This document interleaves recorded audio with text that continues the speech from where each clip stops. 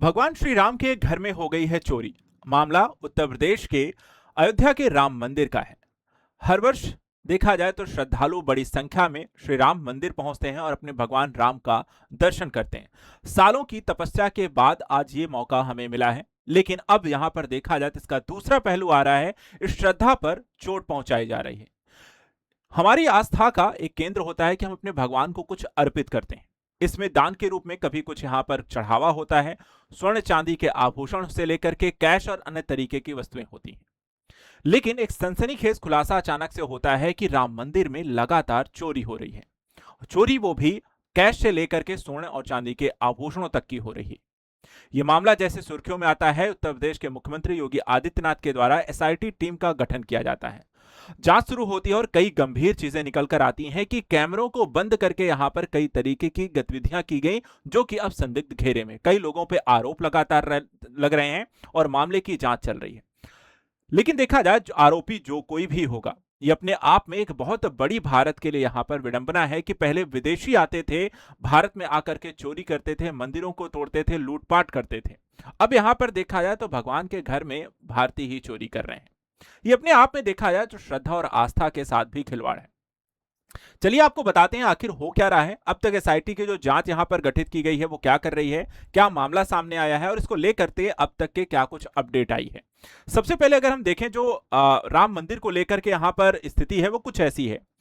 सवाल आता है कि राम मंदिर की देखभाल कौन करता है। स्वर्ण से मिले चांदी आभूषण और उसके साथ साथ जो ये कैश इत्यादि होता है, ये इसकी देखभाल रखरखाव की जिम्मेदारी आखिर किसकी है और आखिर चोरी कैसे हो गया। अगर हम यहां पे देखें तो राम मंदिर ट्रस्ट यहां पे बनाया गया है। सुप्रीम कोर्ट के फैसले के बाद 5 फरवरी 2020 को श्री राम जन्मभूमि तीर्थ क्षेत्र का गठन किया गया और यही ट्रस्ट देखा जाए तो मंदिर की सारी व्यवस्था को संभालता है।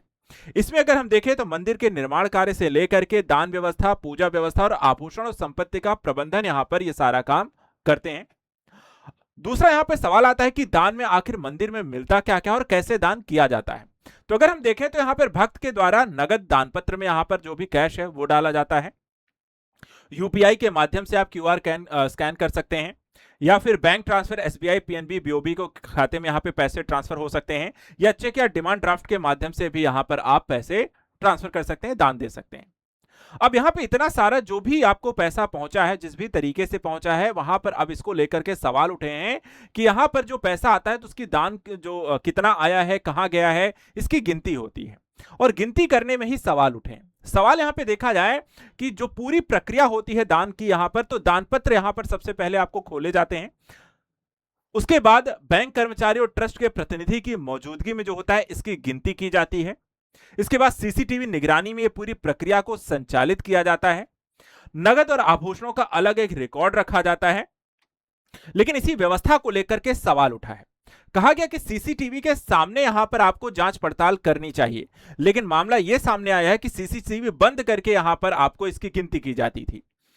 रिफंड में यहां पे गड़बड़ी की बातें आई हैं और साथ ही साथ नकदी और आभूषण यहां पे गायब होने की भी दावे किए जा रहे हैं कि भगवान को जो चीजें चढ़ाए जा रहे हैं, चंद आभूषण, वो यहां पर आपको पहुंच ही नहीं रहते जहां उन्हें यहां पर फाइनली रखा जाना चाहिए था। बीच से ही यहां पर इस तरीके के आभूषण गायब हो रहे थे। इसके बाद देखा जाए तो इसी व्यवस्था को लेकर के सवाल उठता है और यहीं से विवाद शुरू होता है। विवाद की कहानी शुरू होती है 7 जून 2026 को। 7 जून को अखिलेश यादव ने यहां पे चढ़ावे में गड़बड़ी के आरोप लगाए। उसके बाद इस मामले को जैसे ही तूल पकड़ता है तो 13 जून 2026 को मुख्यमंत्री योगी आदित्यनाथ के द्वारा एसआईटी का गठन किया जाता है और 15 जून से एसआईटी ने अयोध्या में यहां पे जांच शुरू की है, जिसमें दान, आभूषण, करोड़ों रुपए के मामले इत्यादि की जांच जो है वो एसआईटी के द्वारा यहां पर की जा रही है। अब एसआईटी ने किन बातों की यहां पर जांच की है तो इसमें हम देखें तो सबसे पहले यहां पर एसआईटी जो जांच कर रही है कि दान की रकम का हिसाब लगाएगी, आखिर कितना दान आया। दूसरा, यहां पर सीसीटीवी की फुटेज जो है वो खंगाली जाएगी, कब से कब तक का जो भी यहां पर पैसे इत्यादि आ रहे हैं, दान किया जा रहा है, वो उसको लेकर क्या किस तरह की व्यवस्था है। तीसरा, सोने चांदी के आभूषण का रिकॉर्ड यहां पर खंगाला जाएगा, कितना कहां से कैसे द्वारा मिला गया। चौथा, दान पत्रों की खरीद प्रक्रिया की यहां पर आपको डेटा चेक किए जाएंगे और पांचवा, बैंक में जमा हुई राशि का मिलान भी किया जाएगा कि आखिर जितनी गिनती हुई क्या वहां पर उसको पहुंचा है, किस तरीके से जमा किया गया, क्या यहां पर कोई भी देखा जाए तो हेर फेर तो नहीं की गई। तो ये सारी चीजें जो होती है एसआईटी के द्वारा यहां पर जांच की जाएगी और मामला यहां पर आगे बढ़ेगा तो आखिर यहां पर कौन दोषी है कौन नहीं उसको यहां पर पकड़ा जाएगा। अगर हम बात करें कि रामलला को यहाँ पर आभूषण कितने खास हैं, किस तरीके की चीजें मिली हुई हैं, क्या क्या उनको यहाँ पर मिलता है, दान में मिला है, उनको यहाँ पे चढ़ावे या उनको जिस तरह श्रृंगार उनका किया जाता है। तो रामलला के जो प्रमुख आभूषण इसमें आता है स्वर्ण मुकुट, हीरे पन्ने का तिलक, स्वर्ण हार, बाजूबंद, कुंडल, कंगन, कमरबंद, चरण पादुका जैसे यहाँ पर कई आभूषण यहाँ पर उनको इस तरीके से उनका श्रृंगार किया जाता है, जो आस्था और देखा है परंपरा का प्रतीक है और परंपरागत शैली में तैयार किए गए आभूषण है। धार्मिक और सांस्कृतिक देखा है तो इनका अपना एक खास महत्व है। जांच में देखा जाए तो अब सामने में ये आता है कि इतनी बड़ी यहाँ पर जो फर्जीवाड़ा किया गया है, जो चोरी की जा रही है भगवान राम के मंदिर के यहाँ पर जिनको व्यवस्था सौंपी गई है, क्या वही इसके लिए जिम्मेदार है? जो गिनती कर रहा है क्या वही चोरी कर रहा है? क्या बैंक के कर्मचारी इसमें आपको शामिल है? जो भी यहाँ पर दोषी है उसके खिलाफ किस तरीके से कार्रवाई की जाएगी? अब तक जितने भी रिपोर्ट सामने आ रहे हैं, जिस तरीके से न्यूज में, जिस तरीके से आर्टिकल्स यहाँ पर आ रहे हैं, कई यहाँ पर चोरी के मामले के डेटा जो है वो लगातार बढ़ते आ रहे हैं। सवाल कुछ ये भी, चुनौतियां भी हैं कि इस जांच को लेकर के कि आपको ये जांच का दायरा जो है वो आपको बहुत बड़ा हो सकता है, यानी कि साल 2 साल का भी पीछे भी जा सकते हैं। लेकिन वहां पर क्या उससे संबंधित डेटा इनके पास होगा? क्योंकि सीसीटीवी मात्र 45 दिन का डेटा अपने पास रखता है।